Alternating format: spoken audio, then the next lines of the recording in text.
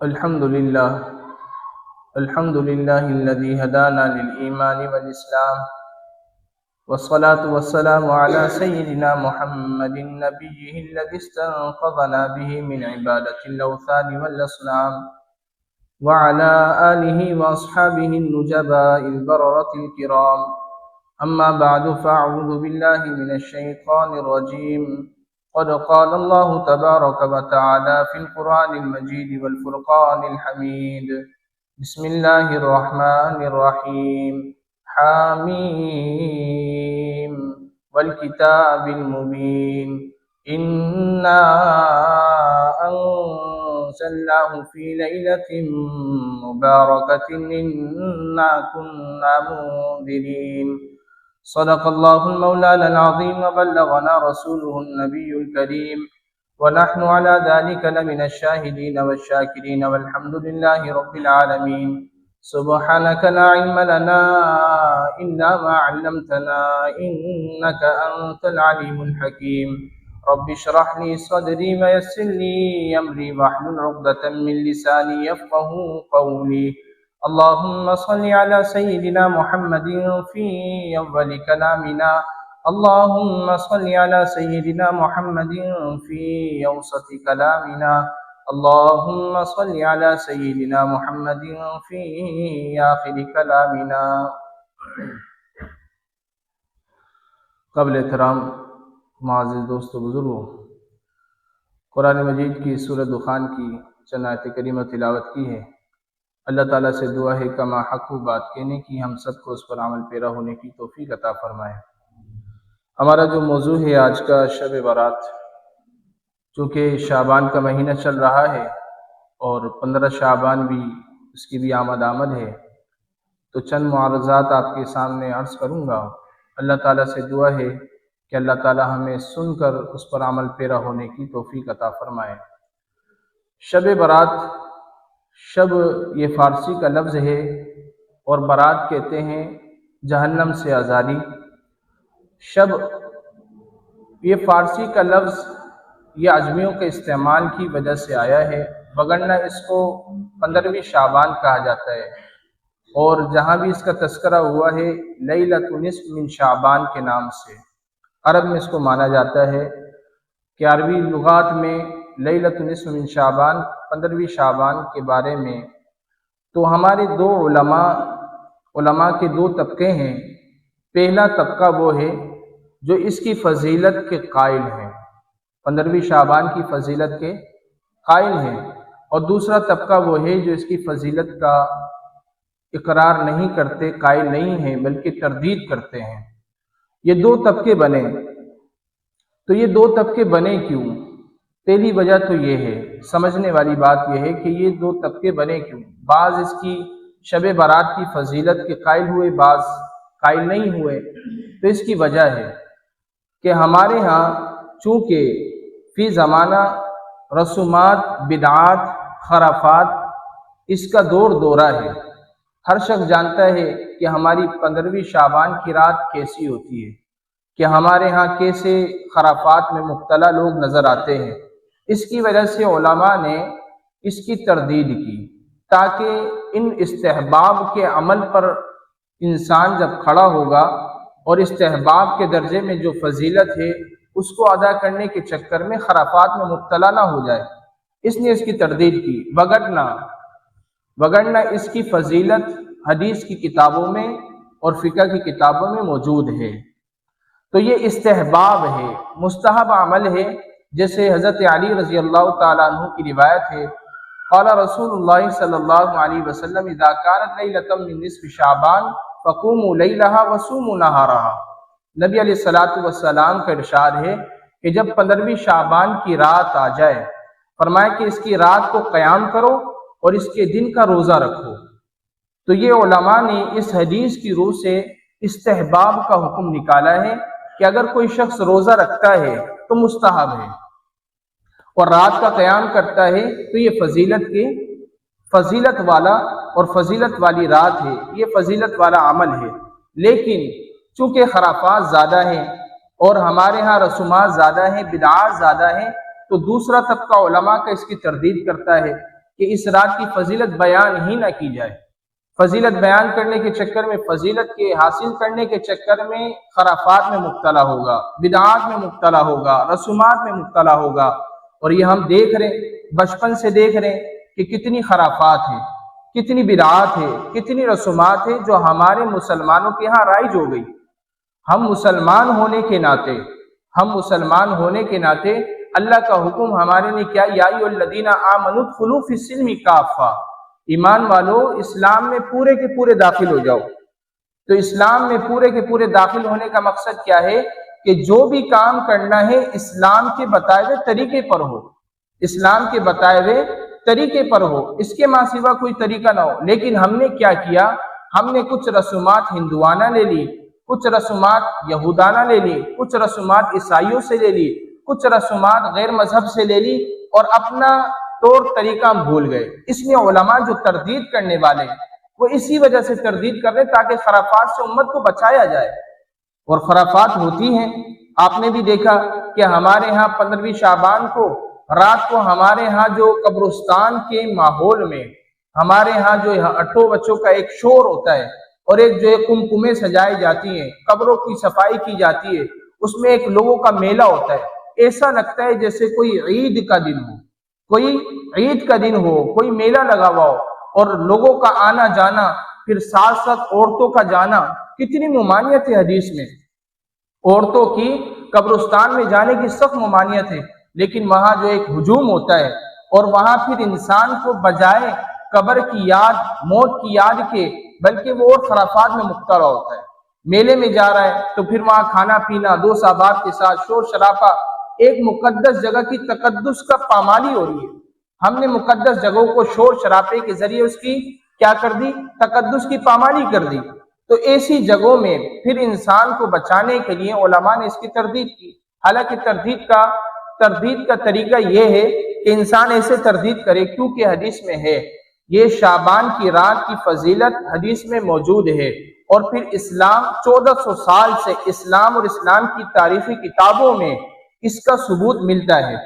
فقہ کی مشہور کتاب ہے ہدایہ، صاحب ہدایہ، اور فقہا نے بھی اس حدیث، اس لیلۃ نصف من شعبان کے عنوان سے یہ برکت والی رات کو، اور اس کو جو ہے تبرک والی رات میں شمار کیا ہے، اور فرمایا کہ برکت والی رات ہے۔ صاحب ہدایہ نے لکھا ہے۔ اسی طرح دوسری بات یہ ہے کہ علامہ انور شاہ کشمیری رحمۃ اللہ علیہ، جو دارالعلوم دیوبند کے صدر مدرسین رہے، آیت من آیات اللہ ہیں، انہوں نے ترمذی شریف کی حدیث شرح کرتے ہوئے انہوں نے لکھا ہے، فرمایا کہ یہ اس شب برات کی رات کے بارے میں آپ صلی اللہ علیہ وسلم کی کثیر روایت ہے، کثیر حدیثیں موجود ہے، کئی حدیثیں موجود ہے۔ پھر انہوں نے لکھا کہ یہ رات برکت والی ہے، یہ رات برکت والی ہے، اور بلاد عرب کے انور شاہ، جن کو شیخ زید الکوثری رحمہ اللہ کہا جاتا ہے، انہوں نے کئی مقالات لکھے ہیں۔ 2 مقالے انہوں نے خاص اسی عنوان سے لکھے ہیں، اسی عنوان سے لیلۃ نصف من شعبان، اور اس میں فضیلت کے عنوان سے کئی علماء کے قول لکھے، کئی علماء کی حدیثیں انہوں نے نقل کی، محدثین کی حدیثیں نقل کی، اور اس کے بعد انہوں نے فرمایا کہ 8 حدیثیں ملتی ہیں۔ کتنی حدیثیں ملتی ہیں؟ 8 حدیثیں ملتی ہیں فضیلت لیلۃ نصف من شعبان کی، 15ویں شعبان کی، اور فرمایا کہ ان 8 میں سے 5 حدیثیں ضعیف ہیں، لیکن 3 روایت فرمایا صحیح ہیں۔ 3 روایت کیا ہے؟ صحیح ہے۔ اور انہوں نے فرمایا ان 3 روایتوں کی وجہ سے رات کا قیام اور دن کا روزہ یہ استحباب کے درجے میں مستحب ہے، وگرنہ اس کے ماں سوا ایام 20 کے روزے آپ صلی اللہ علیہ وسلم کی سنت رہی ہے۔ اگر جو مسلمان لیلۃ نصف من شعبان کا قیام کرتا ہے، دوسرے دن کا روزہ رکھتا ہے، مستحب عمل ہے، اس نے استحباب پر عمل کیا، لیکن جو نہیں رکھتا تو اس کو ہم جو ہے ملامت نہیں کریں گے، اس کو جو ہے ہم ایسے نہیں دیکھیں گے کہ اس نے جو بہت بڑا گناہ کیا ہے۔ تو یہ استحباب کا حکم نکلتا ہے، کیونکہ کئی روایتیں ہیں، میں نے بتایا 3 روایتیں صحیح ہیں، 3 روایتوں کے استحباب کا حکم اس سے ثابت ہوتا ہے۔ تو جو لوگ روزہ رکھنے والے ہیں، جن کی عادت ہے، جیسے آپ صلی اللہ علیہ وسلم کے بارے میں آتا ہے کہ آپ صلی اللہ علیہ وسلم شعبان کے مہینے میں کثرت سے روزے رکھتے، کثرت کے ساتھ کیا رکھتے؟ روزے رکھتے۔ تو کثیر آپ صلی اللہ علیہ وسلم نے جس مہینے میں کثرت کے ساتھ روزے رکھے وہ شعبان کا مہینہ ہے۔ اگر تو کوئی آپ صلی اللہ علیہ وسلم کی سنت پر عمل کرتے ہوئے ایام 20 کے روزے رکھ رہا ہے، شعبان کے مستقل روزے رکھ رہا ہے، اگر وہ رکھ رہا ہے اس کے ساتھ 15ویں کا بھی رکھ رہا ہے تو یہ تو فبیہا اچھا ہے۔ لیکن جو ایام 20 کے روزے چھوڑ دے، ایام 20 کے روزے نہیں رکھتا، ہر مہینے آپ صلی اللہ علیہ وسلم 13، 14، 15ویں تاریخ اسلامی تاریخ 13، 14، 15ویں کے آپ صلی اللہ علیہ وسلم روزے رکھتے تھے، اس کو ایام 20 کے روزے کہا جاتا ہے۔ جو اگر رکھنے والا ہے اس نے 13 شعبان کا بھی رکھا اور 14 شعبان کا بھی رکھا تو 15ویں کو بھی رکھ رہا ہے تو اس نے سنت پر عمل کیا، لیکن صرف اسی دن 15ویں شعبان کا بھی روزہ رکھ رہا ہے تو استحباب پر عمل کر رہا ہے، مستحب ہے۔ کیا ہے بھائی؟ مستحب ہے، اور جو نہیں رکھ رہا اس کو آپ ملامت نہیں کر سکتے۔ اور تیسری بات یہ ہے کہ اس رات میں آپ صلی اللہ علیہ وسلم نے قیام کا حکم دیا ہے، تو یہ جو قیام ہم کر رہے ہیں، آیا ہمارا جو قیام ہے وہ کس طریقے کا ہونا چاہیے؟ نبی علیہ الصلوۃ والسلام نے اور آپ صلی اللہ علیہ وسلم کی عادت مبارکہ یہ تھی کہ آپ صلی اللہ علیہ وسلم نے جہاں بھی قیام فرمایا، نبی علیہ الصلوۃ والسلام قیام میں اپنے گھر کو پسند فرماتے تھے، اور نبی علیہ الصلوۃ والسلام کی عادت یہ تھی کہ آپ صلی اللہ علیہ وسلم سنتیں جتنی تھی گھر میں ادا فرماتے، چاہے فرض سے پہلے کی ہو یا فرض کے بعد کی۔ اسی طرح نوافل، رات کا قیام نبی علیہ الصلوۃ والسلام گھر میں فرماتے تھے، جیسے روایت میں آتا ہے کہ آپ صلی اللہ علیہ وسلم ایک مرتبہ حضرت عائشہ فرماتی ہیں کہ رات کا وقت تھا کہ نبی علیہ الصلوۃ والسلام کو میں نے دیکھا بستر پر نہیں ہے، تو میں نے اپنے ہاتھ سے ٹٹولا تو میرا آپ صلی اللہ علیہ وسلم کے جسم پر ہاتھ رکھا گیا کہ آپ صلی اللہ علیہ وسلم سجدے کی حالت میں تھے۔ پھر جب آپ صلی اللہ علیہ وسلم نماز سے فارغ ہوئے، میں نے کہا یا رسول اللہ آپ کس حالت میں ہیں اور میں کس حالت میں ہوں؟ یعنی آپ نماز میں اور میں سو رہی ہوں۔ نبی علیہ الصلوۃ والسلام نے فرمایا کہ آج کی رات 15ویں شعبان کی رات تھی، نبی علیہ السلام نے فرمایا آج کی رات برکت والی رات ہے، آج کی رات اللہ تعالیٰ بنو کلب کی بکریوں کے بال کے برابر میری امت کی بخشش فرماتا ہے۔ تو نبی علیہ الصلوۃ والسلام کی اس حدیث سے معلوم ہے آپ صلی اللہ علیہ وسلم نے قیام کیا، لیکن کہاں کیا بھائی؟ گھر میں کیا۔ تو یہ اجتماعی طور پر جو ہم مساجدوں میں جاتے ہیں اور مساجدوں میں جا کر ہم نمازیں ادا کرتے ہیں، اس کو علماء نے مکروہ لکھا ہے۔ ہماری فقہ کی مشہور کتاب ہے نور الایضاح، اس میں یہ جملہ لکھا ہوا ہے کہ وَيُكْرَهُ، یہ صاف لفظوں میں لکھا ہوا ہے وَيُكْرَهُ احیاء، فرمایا کہ یہ مکروہ ہے کہ لوگ مسجدوں میں جا کر اجتماعی صورت میں اپنی عبادت کو ادا کریں، اجتماعی صورت میں۔ یہ برکت والی رات ہے، متبرک رات ہے، ان راتوں میں مسجدوں میں جمع ہونے کو مکروہ لکھا ہے، کیونکہ اس میں خرافات کا زیادہ خدشہ ہے، کیونکہ وہاں شور شرابہ ہم بھی دیکھتے ہیں، مسجدوں میں شور شرابہ، ایک وہاں سو رہا ہے ایک ادھر سو رہا ہے، کچھ ٹولی بنا کے باتیں کر رہے ہیں، دنیاوی گفتگو کر رہے ہیں، تو یہ مسجد کا تقدس پامال ہو رہا ہے۔ اس سے بہتر یہ تھا اپنے گھر میں عبادت کرتا۔ تو فضیلت کو حاصل کرنے کے لیے مسجد میں جمع ہونا، نفل نماز جو آج ہمارے ہاں رائج ہو چکا ہے کہ صلاۃ التسبیح کی نمازیں جو ہم پڑھتے ہیں اور جماعت کے ساتھ پڑھتے ہیں، یہ ہمارے ہاں بہت بڑا مغالطہ ہے، اور مغالطہ دینے والے پتہ نہیں کیوں دے رہے مغالطہ کہ صلاۃ التسبیح کی نماز پڑھ لی تو ہمارے 10 سال کے فرائض کی نماز کی جو ہے معافی ہو جائے گی۔ یہ کیسے ہو سکتا ہے؟ نبی علیہ الصلوۃ والسلام سے یہ بات ثابت ہی نہیں ہے، یہ ہمارے ذہنوں کو خراب کیا جا رہا ہے۔ اور نفل نماز کی جماعت تو مکروہ ہے، نفل نماز کی جماعت کیا ہے بھائی؟ مکروہ ہے۔ فتاوی عالمگیری میں یہ بات لکھی ہے، فتاوی عالمگیری میں لکھا ہے کہ ایک شخص اگر نماز پڑھ رہا ہے، اس کے پیچھے دوسرا شخص آ کر نفل نماز پڑھ رہا ہے، اس کے پیچھے دوسرا شخص آگے کھڑا ہو جائے تو خیر کوئی بات نہیں، لیکن 2 آدمی اور آ جائیں تو وہ جو نفل نماز پڑھ رہا ہے اس کے اوپر واجب ہے کہ وہ اپنی نماز کو چھوڑ دے، کیونکہ 3 آدمیوں کی جماعت ہوتی ہے اور نفل کی جماعت جائز نہیں، نفل کی نماز جائز نہیں۔ تو اسی طرح جو ہم یہ نماز پڑھ رہے ہیں صلاۃ التسبیح جماعت کے ساتھ، مسجدوں میں جا کر اعلان ہوتا ہے، پوسٹر لگائے جاتے ہیں، لوگوں کو بلایا جاتے ہیں صلاۃ التسبیح پڑھ لو، اتنے سال کی ہماری نمازیں معاف ہو جائیں گی۔ کس نے کہا؟ کہاں سے ثابت ہے؟ کہیں سے ثابت نہیں۔ پہلی بات تو نفل کی جماعت ثابت نہیں، دوسری بات کہ اس سے کہاں کہ ہماری فرض جو ہم نے چھوڑے، کسی نے 70 سال چھوڑے، کسی نے 50 سال چھوڑے، کسی نے 30 سال کی کس طرح فرائض اللہ کا حکم کیسے ثابت ہو سکتا ہے؟ نہیں ہو سکتا۔ تو یہ ہمیں دھوکہ دیا جا رہا ہے۔ کیا دیا جا رہا ہے بھائی؟ دھوکہ دیا جا رہا ہے۔ اس سے ہماری نمازیں معاف نہیں ہوتی، یہ مغالطہ چھوڑ دیا جائے۔ اس سے بہتر کیا ہے؟ اس سے بہتر یہ نفل پڑھنے سے بہتر فرائض جو ہمارے ذمے ہیں، جیسے ایک مسلمان کے اوپر جو نماز فرض ہوتی ہے، نبی علیہ الصلوۃ والسلام نے فرمایا بچہ 7 سال کا ہو جائے اس کو نماز کا حکم دو، 10 سال کا ہو جائے اس کو نماز چھوڑنے پہ مارو، اور پھر 13 سال کا ہو جائے اس کے اوپر نماز فرض ہو گئی، بالغ ہو گیا، تو اب اس کی 13 سال سے اپنی زندگی کے جتنی نمازیں اس کی رہ گئی ہیں، مثال کے طور پر 20 سال کا ہو گیا تو کتنی نمازیں رہ گئی اس کی؟ 7 سال کی نمازیں رہ گئی۔ وہ 7 سال کی نمازیں قضا پڑھے، نفل سے بہتر ہے قضا پڑھے۔ جو اللہ کا حق ہم پر متوجہ ہے وہ ساقط نہیں ہوا، یہ نفل نماز سے ساقط نہیں ہوگا، صلاۃ التسبیح کی جماعت سے ساقط نہیں ہوگا۔ اللہ کا حکم ہم پر متوجہ ہے، اور اللہ کا حکم ہم پر جب تک متوجہ رہے گا جب تک ہم زندہ ہیں، اور مرنے کے بعد سب سے پہلے کس بات کا سوال کیا جائے گا بھائی؟ نماز کا۔ نماز کی پوچھے، نماز اگر پوری نکلی تو سارے اعمال پورے نکلیں گے۔ اس لیے نفل نماز سے بہتر یہ ہے، علماء نے لکھا ہے سنتوں سے بھی بہتر، سنت جو ہم پڑھتے ہیں سنت مؤکدہ یا غیر مؤکدہ، اس سے بھی بہتر یہ ہے کہ انسان فرائض کی ادائیگی کرے، کیونکہ پوچھ کس کی ہوگی بھائی؟ فرائض کی ہوگی۔ سنت مؤکدہ یہ بھی واجب کے درجے میں، لیکن اس سے بہتر یہ ہے کہ انسان سنتوں میں نوافلوں میں اپنا وقت لگا رہا ہے، بہتر یہ ہے کہ وہ کس عمل میں چلا جائے، وہ فرض کی ادائیگی میں اپنی قضائیں پڑھے اور اپنی قضا کو دہرائے اور اللہ تعالیٰ سے معافی بھی مانگے کہ ہم سے یہ گناہ ہو گیا۔ تو یہ جو ہمارے ہاں دھوکہ دیا جا رہا ہے یہ بہت بڑا دھوکہ ہے۔ اور جتنی بھی برکت والی راتیں، شب قدر کی رات ہو، شب برات کی رات ہو یا لیلۃ الجائزہ کی راتیں ہوں، ان میں ایک مسلمانوں کو اللہ کی طرف سے یہ جو برکت والی رات دی گئی ہے اس میں راحت اور سکون اور وقار کو اللہ دیکھنا چاہتا ہے۔ اللہ چاہتا ہے کہ راحت ہو، سکون ہو، وقار کے ساتھ عبادت کی جائے۔ اور ہندوؤں نے کیا کیا؟ برکت والی رات تھی، اور اس میں جو ہے مسلمانوں سے اللہ یہ چاہتا ہے کہ راحت کے ساتھ، سکون کے ساتھ، وقار کے ساتھ عبادت کریں، یعنی بالکل خاموشی ہو۔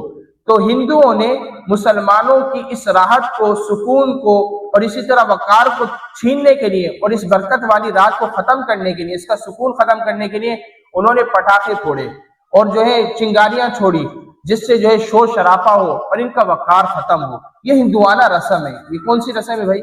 ہندوانہ رسم ہے۔ ہمارے مسلمانوں کے اندر آئی کہاں سے؟ ہندوؤں کی طرف سے۔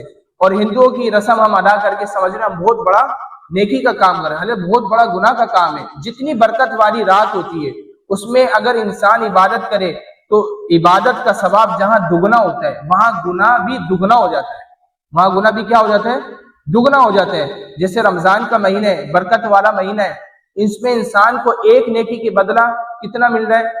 70 سے بڑھ کر 100 سے بھی زائد۔ اسی طرح اگر اس مہینے میں کوئی گناہ کرے تو اس کو گناہ کا بھی اتنا ہی دگنا عذاب ملے گا۔ اسی لیے ان راتوں میں نوافل جو ہم ادا کرنے جاتے ہیں تو اس سے بہتر کیا ہم کیا ادا کریں بھائی؟ اپنی قضائے نمازیں ادا کریں جو اللہ کا حکم ہے، فرض ہے۔ اور پھر اس راتوں میں نبی علیہ الصلوۃ والسلام نے جو خصوصی طور پر نبی علیہ الصلوۃ والسلام کی میں نے آپ کو سامنے حدیث بیان کی، اس میں آپ صلی اللہ علیہ وسلم نے فرمایا قوموا لیلھا۔ اس میں یہ نہیں فرمایا کہ مسجد میں ہی قیام کرو یا مسجد میں ہی عبادت کرو۔ تو متبادل راتیں جتنی ہیں اس میں انسان کو یہ حکم ہے کہ وقار کے ساتھ اور کس کے ساتھ؟ سکون کے ساتھ، اطمینان کے ساتھ کہاں ادا کرے بھائی؟ گھروں میں۔ آپ صلی اللہ علیہ وسلم کے زمانے میں بھی صحابہ کرام کا یہی طور طریقہ رہا ہے کہ صحابہ کرام اپنے گھروں کو آباد کرتے تھے۔ نبی علیہ السلام نے فرمایا اپنے گھروں کو قبرستان نہ بناؤ، اپنے گھروں کو قبرستان نہ بناؤ، اپنے گھروں میں تلاوت، اسی طرح نماز، اسی طرح ذکر اذکار کی اور جو ہے خصوصی طور پر اللہ کے قرآن کی تلاوت کا اہتمام ہو۔ اس سے شیاطین بھی بھاگتے ہیں۔ گھر کے جتنے بھی مسائل ہمارے یہاں پیدا ہو رہے ہیں یہ سب سے بڑی وجہ یہ کہ ہم نے اپنے گھروں کو قبرستان بنا لیا، یا جو ہے ہم نے اپنے گھروں میں جو جگہ دی ہے، ٹی وی کو دی ہے، اسی طرح جو ہے مہمان خانہ بنا دیا، سب کچھ بنا دیا۔ ایک اگر جگہ نہیں بنائی تو ہم نے عبادت کی جگہ نہیں بنائی۔ عبادت کی جگہ بھی گھر میں خاص ہونی چاہیے، جس طرح ہمارے گھر میں ٹی وی کی جگہ خاص ہوتی ہے اور اسی طرح جو ہے مہمان خانہ خاص ہوتا ہے، اسی طرح نماز کی بھی جگہ خاص ہو۔ سب کو معلوم ہے یہ نماز کی جگہ ہے، تو اس جگہ پہ نماز کا اہتمام ہو اور اس جگہ جو ہے عبادت کا اہتمام ہو۔ اور اسی طرح نبی علیہ الصلوۃ والسلام نے جو ہمیں اس حدیث کی روح سے ہمیں معلوم چلتا ہے، نبی علیہ الصلوۃ والسلام نے دن کے روزے کا حکم دیا، تو یہ روزہ ہمارے لیے کیا ہے بھائی؟ حدیث کی روح سے اگر دیکھا جائے تو یہ مستحب ہے۔ باقی اس کے ماسوا جو ہم روزہ رکھتے ہیں ایام 20 کے، یہ سنت ہے، یہ کیا ہے؟ سنت ہے۔ لیکن ان میں خرافات سے، بدعات سے، رسومات سے اپنے آپ کو بچایا جائے۔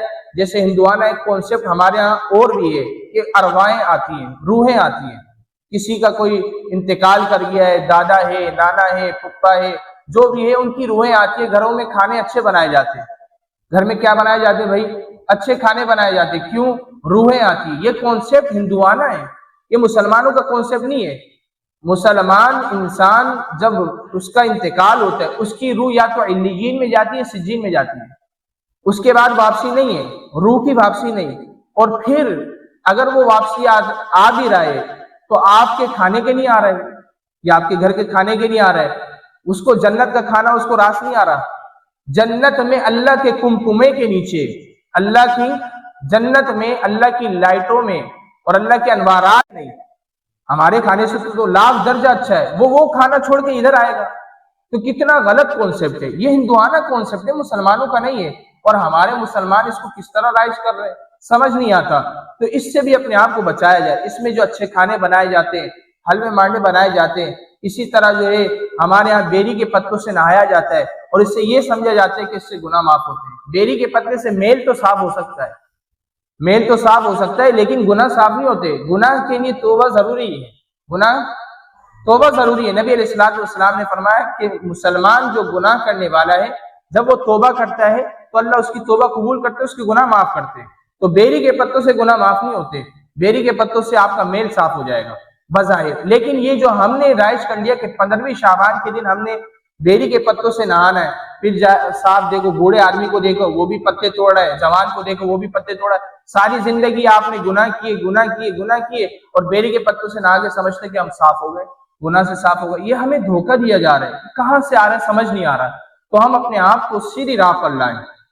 ویسے سیدھا راستہ ایک ہی ہے۔ نبی علیہ الصلوۃ والسلام ایک مرتبہ بیٹھے ہوئے تھے، نبی علیہ الصلوۃ والسلام نے ایک سیدھی لکیر لکڑی سے کھینچی، اور پھر اس کے بعد دائیں بائیں کئی لکیریں آپ صلی اللہ علیہ وسلم نے کھینچی، اور فرمایا یہ سیدھا راستہ، یہ میرا راستہ ہے، یہ میرا راستہ ہے۔ اور یہ دائیں بائیں جتنے راستے جا رہی ہیں یہ شیطان کے راستے، گمراہی کے راستے۔ تو آج مسلمان سیدھی راہ سے ہٹ گیا، اور نبی علیہ الصلوۃ والسلام سے فرمایا کہ وَأَنَّ هَٰذَا صِرَاطِي مُسْتَقِيمًا، اللہ بھی یہی فرما رہے ہیں، نبی آپ فرما رہے یہ ہے میرا سیدھا راستہ، فَاتَّبِعُوهُ، اس کی اتباع کرو، وَلَا تَتَفَرَّقَ بِكُمْ عَنْ سَبِيلِهِ، متفرق راستوں پہ نہ جاؤ۔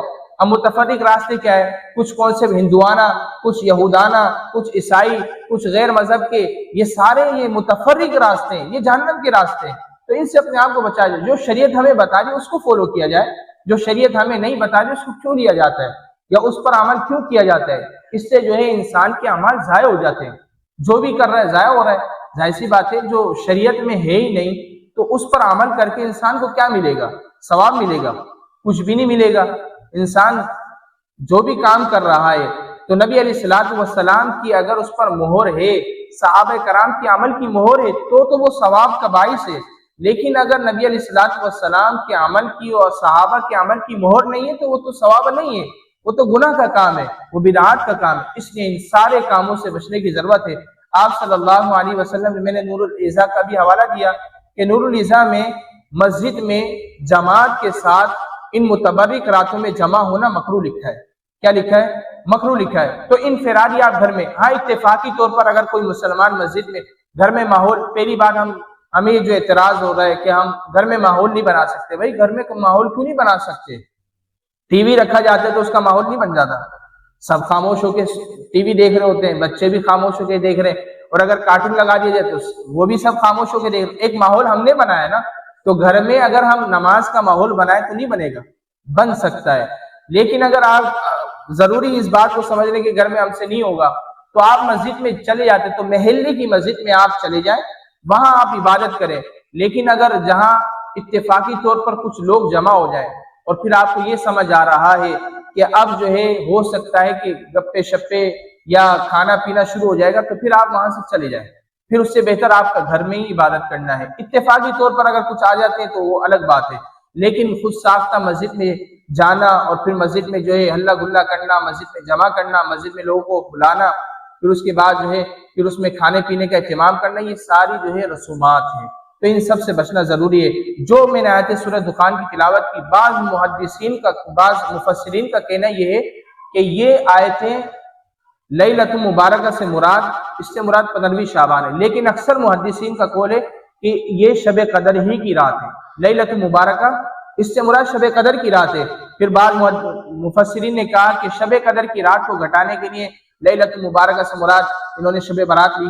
بہرحال شب برات کی اپنی جگہ فضیلت ہے، اپنی جگہ فضیلت ہے، لیکن استحباب کے درجے میں۔ اس کے درجے میں بھائی استحباب کے درجے میں آپ صلی اللہ علیہ وسلم کا حکم ہے قوموا لیلھا وصوموا نہارا، تو اس سے استحباب کا حکم ملتا ہے کہ رات کو آپ عبادت کریں، دن میں روزہ رکھیں، لیکن یہ روزہ استحباب ہے، مستحب ہے، لازم یا واجب فرض نہیں ہے، نہ سنت ہے۔ سنت کون سے روزے میں نے آپ کو بتایا، ایام 20 کے 13 14 15 اسلامی تاریخ کے 13 14 15 آپ صلی اللہ علیہ وسلم رکھتے تھے، تو اگر کوئی 13 14 15 رکھنے کا عادی ہے وہ تو رکھتے ہے، کوئی بات نہیں، لیکن یہ مستحب ہے۔ اس کے ما سوا جو آج ہمارے ہاں خرافات ہیں، ان خرافات کی وجہ سے جو علماء تردید کرنے والے ان کی فضیلت کے، وہ اسی وجہ سے تردید کر رہے ہیں تاکہ امت کو گمراہی سے، رسومات سے، بدعات سے بچایا جائے۔ اور امت کو کیسے بچایا جائے گا؟ یہی طریقہ یہی ہے کہ ان کے سامنے فضیلتیں بیان کرنا ہی چھوڑ دی جائیں۔ کیا خیال ہے؟ فضیلتیں بیان کرنا چھوڑ دیں گے تو نہ کوئی اپنے جو ہے گھروں سے نکلے گا، نہ قبرستان کی راہیں ہوگی، نہ ہی جو ہے پٹاخے ہوں گے، نہ ہی ہندوانہ رسومات ہوگی۔ تو ان سب سے بچانے کے لیے فضیلت کو بیان اس لیے نہیں کیا جا رہا، بعض علماء اس کی تردید کر رہے ہیں کہ بھائی امت کو بچایا جائے، اور امت کو بچانا ضروری ہے۔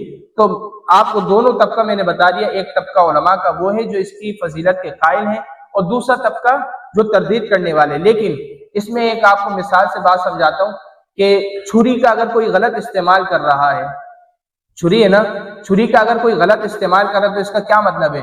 چھری سے اب آپ سیب نہ کاٹیں، چھری کو گھر سے باہر نکال دیں، ایسا تو نہیں ہو سکتا کہ چھری کو آپ پھینک دیں، اس کا استعمال ہی کرنا چھوڑ دیں، بلکہ آپ اس سے سیب بھی کاٹ سکتے ہیں۔ غلط استعمال کرنے والا غلط کر رہا ہے، تو شب برات کی جو رات کی فضیلت ہے اس کی تو فضیلت ہے، اب جو غلط اس کا استعمال کر رہا ہے اس کی وجہ سے ہم اس کی فضیلت کو چھوڑ تو نہیں سکتے، فضیلت ہے۔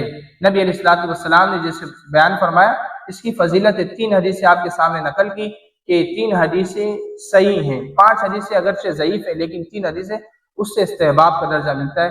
اللہ تعالیٰ سے دعا ہے کہ ہمیں شعبان کے مہینے میں 15ویں شعبان کو جس طرح آپ صلی اللہ علیہ وسلم کو مطلوب ہے، امت سے مطلوب ہے، رات کا قیام، دن کا روزہ استحباب کے درجے میں، اللہ ہمیں ویسی عبادت کرنے کی توفیق عطا فرمائے، اور خرافات جتنی ہیں، بدعات جتنی ہیں، رسومات جتنی ہیں جو ہم نے رائج کی ہیں، مسلمانوں نے یا مسلمانوں کی جو ہے یہ شریعت نہیں بتاتی، جو ہم نے رائج کی ہوئی ہیں اور ہم نے جو ہے ہندوانہ رسومات لی اور ادھر ادھر سے لی، اللہ تعالیٰ ان خرافات سے ہم سب کو بچنے کی توفیق عطا فرمائے۔ اقول قولی ھذا استغفر اللہ واتوب الیہ۔